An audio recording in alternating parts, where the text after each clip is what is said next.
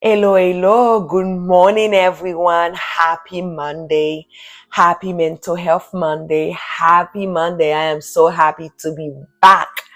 Every week we hear, I love it. I am so happy to be back. So welcome back to all of you guys. Welcome back. Welcome back in another week, in another day, in another month to continue talking about how to take care of our mental health. If you have been following me from last month, you guys know that I am going to spend the rest of the year talking about children mental health. Yes, I am going to stay here. I'm going to go over everything that can actually affect, impact, touch, whatever you call it, of children mental health. If you have been following me since last month, you guys know that I have started with the neurodevelopmental disorder. So that's where I started. The first week I went over the ADHD. I went over that. The second week, I went over autism, which is one of the neurodevelopmental condition. And then this week, I have another topic, another subject under the neurodevelopmental condition. So stay with me. But before I go, well, if this is your first time, I encourage you to find a chair, call your friends, call your family, like I need you to learn with me. Connect, stay with me. I'm not going to be long. If you have been following me since the beginning of the year with my video, I always stop any part of my video before I start with the topic that I have for today to talk to you guys and to ask you guys, what did you do last week to continue taking care of your mental health? What did you do? Because I encourage you guys every day, every hour, every week, every month for you to do something to taking care of your mental health.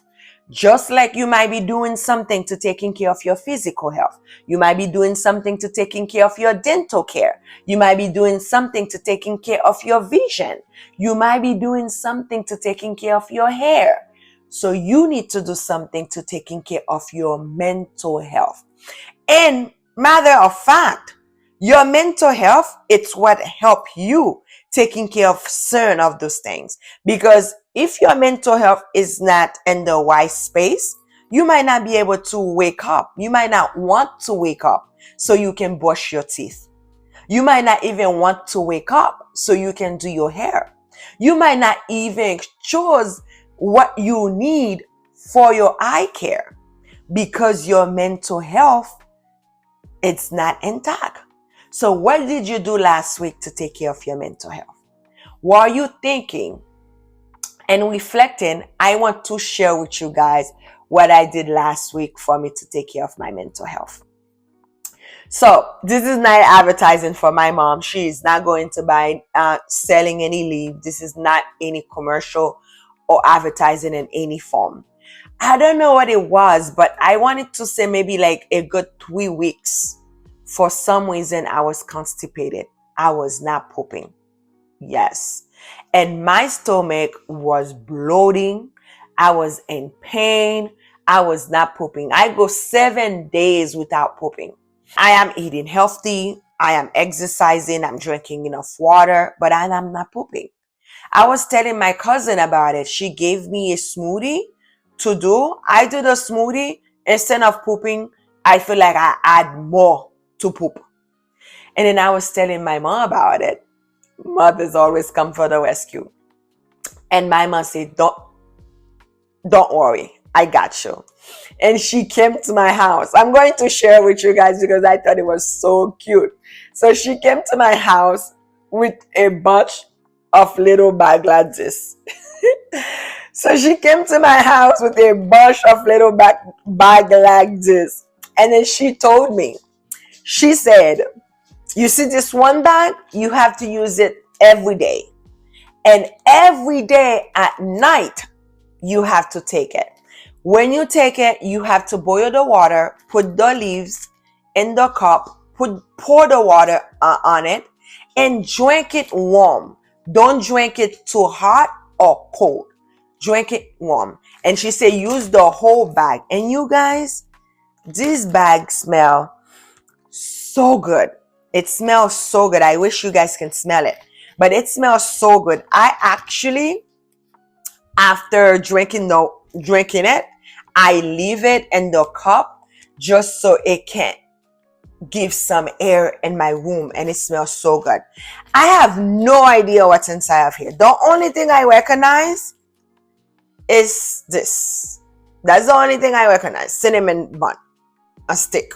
That's the only thing I recognize. I do not recognize anything. And maybe this, what is this? Maybe this is rosemary? Yes. Yeah, smell like rosemary. Maybe this is rosemary. But everything else smell so good. But I have no idea what they are. You see, look, I love it too. Smells so good. So good, you guys. And like the whole bag smells so good. I have no idea what they are. They are falling. Sorry about that. But I have no idea what they are. She gave me this bag and she told me, she said, you see, I use all my bag, then I need you to buy me small little bags. So I buy her a box of little bags. But this is it. And you guys, the first night I drank this, I pooped. Now I'm pooping like twice a day. I am pooping. You're supposed to be pooping every day. You're supposed to be pooping every day. Do you guys know there's a link connection with your gut health, with your mental health? Because the neurotransmitter that's transmitting serotonin, which is good for depression, your mood, it's actually linked with your gut health. So if you do not have good gut health, your mood can be impacted. There is research behind it of what constipation is higher up to get anxiety and depression. I am so sorry. I know Loka's butt it's in this video. Loka, can you turn around? I am so sorry. Loka butt is in this video. So yes, there is a link, guys, between your gut with your mental health. And I am so grateful. Thank you, Mom. But don't know what it is. It's amazing. So that's what I did to take care of my mental health last week. What about you guys? What did you do to take care of your mental health last week? Okay, let's move on with our subject for today.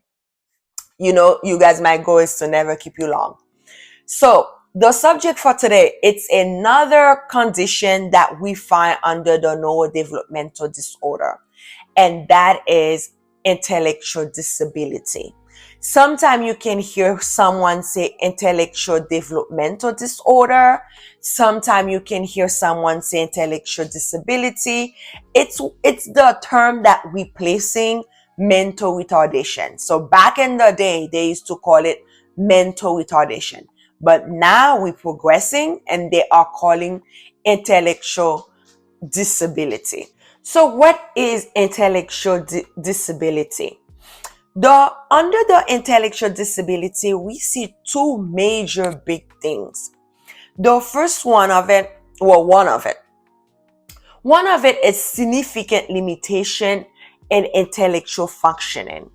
Meaning by we see difficulty in learning, difficulty in reasoning, difficulty in abstract thinking, difficulty in judgment, difficulty in problem solving. And normally we measure this by the IQ screening. And those are kids that is testing below 70. Those are kids that is testing below 70 in the IQ. So the next part that we see under intellectual disability is significant limitation in adaptation behavior, which means that those are the kids that have a hard time taking care of themselves. They have a hard time making decisions. They have a hard time in everyday social life. They have a hard time with money management.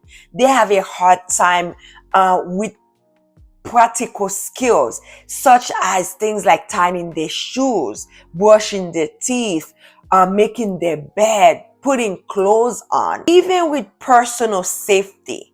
So you might see that this child will be just walk if they see a car coming, or even if there is a something going on. It's like they don't afraid of danger. They don't know, this is danger. Like, there is different level of the intellectual disability. There is different level.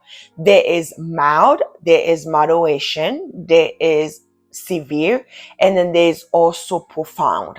So in the mild moderation, if a kid's diagnosed with that, we see some of them, they are able to read any sixth grade level. We see that they are able to learn a few things, like there's some social skills they can learn, there's some practical skill they can learn, there's some abstract thinking they can form, there's some problem solving that they can do, there's some decision making that they can do. Especially with support, with guidance, they are able to even live independently. Kids with intellectual disability that is mild. And then the moderation, there's certain things, it's a little bit harder to teach them, but there's certain things that they can do. And maybe there's a few times they can stay by themselves. There's certain things they can do independently. But some of those kids, they might still need someone to supervise them. They might still need someone to take care of them. They might still need some type of support at home, at school, and so on. But there's certain things they can do. And we see there's some that can read a little bit and write a little bit. But if they fall into the severe level and the intellectual disability, those kids, they constantly will need supervision. There's a lot of things they're delayed. There's a lot of things they're unable to do. There's a lot of self-care things they're unable to do. There's a lot of communication they're unable to do. There's a lot of practical skills they're unable to do. A lot of decision making, problem solving. And most of those kids require someone to live with them, and they might not be able to live independently. But the profound one, which is the worst one, they have significant delay, significant limitation. They need around the clock support. There's a lot of things that they might not be able to do. They need support for their safety, for their daily skills. That's the worst one. The intellectual disability, it's not curable. It's not a curable disease, but there is support. There is treatment. It can get better. Like, let's say if the kids was a 1.2, maybe they can move to a 1.3 with some type of support, or 1.4. It's not curing the disease, but it is teaching the kids different things to do. We see some different cause of the disease. It is not just one specific. All of them can be, or just one of them. It's not something specific. One of the cause that we see it's genetic. So it can run in the family. There is like illness like Down syndrome. So it can be in the family. Some of the family line have some intellectual disability or some type of neurodevelopmental issues. Then it passes it along to genes. Another cause that we see is problem in pregnancy. And some of those problems can be infection during the pregnancy, not eating well during the pregnancy, malnutrition during the pregnancy, substance use during the pregnancy. Another cause that we see is some problem during the birth itself. So when you're giving birth, there might be some lack of oxygen. There might be some premature baby. There might be some low birth baby that we see been diagnosed with the intellectual disability. Another cause that we see, it's when that child has some injury in their childhood. So injury like head injury, like, let's say if they were getting sick a lot, like measles, like they were getting fevers or cold. They didn't have lack of oxygen in a certain way. So head injury, unless Unless maybe you experience with a stroke or car accident or a major head injury in your adulthood, most kids diagnosed with an intellectual disability before they turn 18. If that child turn 18 and nobody know they have an intellectual disability, then that child have had a hard time, because some of the support with intellectual disability can be speech therapy, because some of them have some difficulty with their communication skills or even to talk at all. So speech therapy, occupational therapy, to teach them about some of the self-care, some practical skills that they can use in their everyday life. They can use behavior therapy, because some of those social skills, certain things they might not be able to do. Some support there is, it's vocational class or even vocational school. There's some psychosocial rehabilitation program that those kids can get into. There's some community resources. Some of the family can also connect it to therapy, because it can be a big support for some of those parents. Because if you do have a child, or a couple of child, because if you do have a child that's been diagnosed with intellectual disability and they need round clock support, or they need some type of support, it can be a toll on you. So connected to therapy, just to learn how to cope, how to implement your self-care. Some other support can also help. Some of those kids, you can see them in special needs school, like in special education and at school. So those are some of the services that they can have. Again, like I mentioned, those childhood disorder, the early you start intervention, the early you start treatment, the better for the child. So this is what we're going to end our video for today. We always end our video with a dose of self-care. So we are going to read the dose of self-care for today. Our dose of self-care for today say, never doubt your worth. Never doubt your worth. This to me, this say a lot. This is big to me. Because if you do not know how much you're worth, there's a lot of things you do that doesn't help you. There's a lot of places you put yourself. There's a lot of things you allow people to do to you. There's a lot of places you put yourself. There's a lot of situation. There's a lot of things you don't give to yourself because you do not know your worth. And we do worth a lot. I mean, break a finger and let me know how much that finger costs to return or to replace. Have a broken arm and let me know. Have diabetic and let me know how much it costs you to treat it diabetic. So we cause a lot. So if I can say a human being alone, we can cause billions of dollars. If I'm aware that I'm worth billions of dollars, and that's if I'm putting in money amount, because it doesn't have to be just money amount. But if I'm putting in money amount and I know I'm cost $1 billion, there's a lot of food I'm not going to eat. There's a lot of clothes I'm not going to put on my body. There's a lot of shampoo I'm not going to use. There's a lot of things. There's a lot of places I'm not going to go. There's a lot of conversation I'm not going to have. There's a lot of places I'm not going to go because, again, mental health cause, right? Behavioral health cause, your social skill cause, a lot of things cause. And this dose of self-care is reminding you guys to never doubt your worth. If this video, you learn something from it, I encourage you, if this is the first time you get here, subscribe to the channel. If this is not your first time, leave me a comment, like it, because the more traffic there is in this channel, the more someone else can see it, and it can help someone else. So your act today can help someone else. You never know who want to listen and want to know about the intellectual disability. So I'm encouraging you guys, subscribe, like, comment. And I thank all of you guys who continue doing that.